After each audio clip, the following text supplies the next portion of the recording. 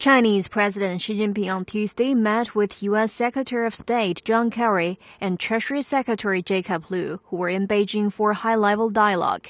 Xi called on both sides to focus on cooperation, manage their differences properly, and promote the healthy and stable development of China-U.S. relations. On economy, the Chinese president suggested the two countries strengthen policy coordination, strive for more positive outcomes at the G20 summit to be held in China, and inject new impetus into the world economy. He said both sides can make the most of cooperation potential in areas such as trade and investment, clean energy, and environmental protection. He also said China and the U.S. should strengthen communication and coordination on major global and regional issues.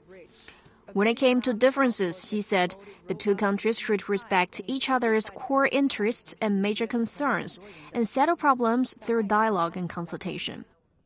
Kerry and Liu said the United States and China have extensive cooperation potential and could solve differences properly.